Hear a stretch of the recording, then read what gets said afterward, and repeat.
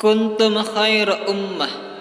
Kamu umat Islam adalah umat terbaik yang dilahirkan untuk manusia, karena kamu menyuruh berbuat yang makruf dan mencegah dari yang mungkar. Allahu Allahu Allahu Allah. A'udzu billahi minasyaitonir rajim. Bismillahirrahmanirrahim. Ahli kitab meminta kepadamu agar kamu menurunkan kepada mereka sebuah kitab dari langit. Maka sesungguhnya mereka telah meminta kepada Musa yang lebih besar dari itu. Mereka berkata, perlihatkanlah Allah kepada kami dengan nyata. Maka mereka disamar petir karena kezalimannya, dan mereka menyembah anak sapi. Sesudah datang kepada mereka bukti-bukti yang nyata, lalu kami maafkan mereka dari yang demikian, dan telah kami berikan kepada Musa keterangan yang nyata. Dan telah kami angkat ke atas kepala mereka bukit Tursina untuk menerima perjanjian yang telah kami ambil dari mereka. Dan kami perintahkan kepada mereka, masukilah pintu gerbang itu sambil bersujud. Dan kami perintahkan pula kepada mereka, janganlah kamu melanggar peraturan mengenai hari Sabtu. Dan kami telah mengambil dari mereka perjanjian yang kokoh. Maka kami lakukan terhadap mereka beberapa tindakan disebabkan mereka melanggar perjanjian itu, dan karena kekafiran mereka terhadap keterangan-keterangan Allah, dan mereka membunuh nabi-nabi tanpa alasan yang benar dan mengatakan hati kami tertutup.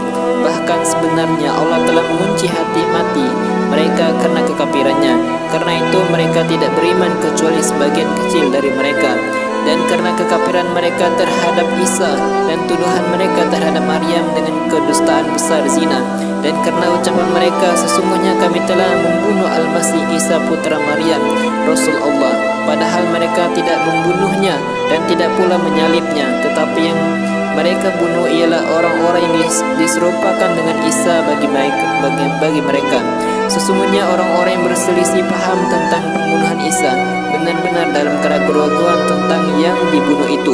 Mereka tidak mempunyai keyakinan tentang siapa yang dibunuh itu, kecuali mengikuti prasangka belaka.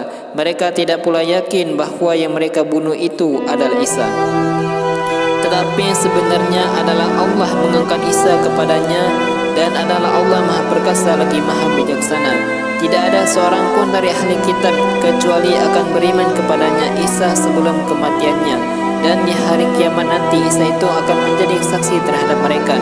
Maka disebabkan kezaliman orang-orang Yahudi, kami haramkan atas mereka makanan yang baik-baik yang dahulunya dihalalkan bagi mereka. Dan karena mereka banyak menghalangi manusia dari jalan Allah, dan disebabkan mereka memakan riba padahal sesungguhnya mereka telah dilarang daripadanya, dan karena mereka memakan harta orang dengan jalan yang batil, kami telah menyediakan untuk orang-orang kafir di antara mereka itu siksa yang pedih. Tetapi orang-orang yang mendalam ilmunya di antara mereka dan orang-orang mukmin, mereka beriman kepada apa yang telah diturunkan kepadamu Al-Quran dan apa yang telah diturunkan sebelummu, dan orang-orang yang mendirikan solat, menunaikan zakat, dan yang beriman kepada Allah dan hari kemudian, orang-orang itulah yang akan kami berikan kepada mereka pahala yang besar. Sesungguhnya kami telah memberikan wahyu kepadamu sebagaimana kami telah memberikan wahyu kepada Nuh dan nabi-nabi yang kemudian, dan kami telah memberikan wahyu pula kepada Ibrahim, Ismail, Ishak, Yakub dan anak cucunya, Isa, Ayub, Yunus, Harun dan Sulaiman, dan kami berikan Zabur kepada Daud.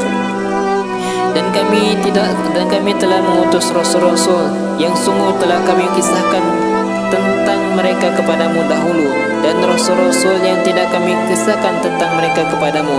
Dan Allah telah berbicara kepada Musa dengan langsung.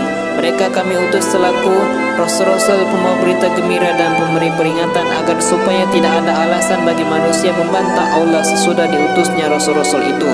Dan adalah Allah Maha Perkasa lagi Maha Bijaksana.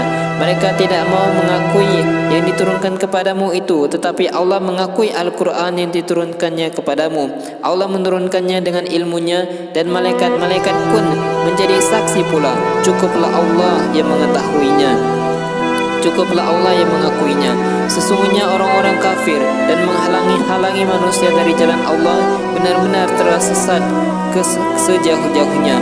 Sesungguhnya orang-orang yang kafir dan melakukan kezaliman Allah sekali-kali tidak akan mengampuni dosa mereka dan tidak pula akan menunjukkan jalan kepada mereka kecuali jalan ke neraka jahanam. Mereka kekal di dalamnya selama-lamanya, dan yang demikian itu adalah mudah bagi Allah. Wahai manusia, sesungguhnya telah datang Rasul Muhammad itu kepadamu dengan membawa kebenaran dari Tuhanmu, maka berimanlah kamu, itulah yang lebih baik bagimu.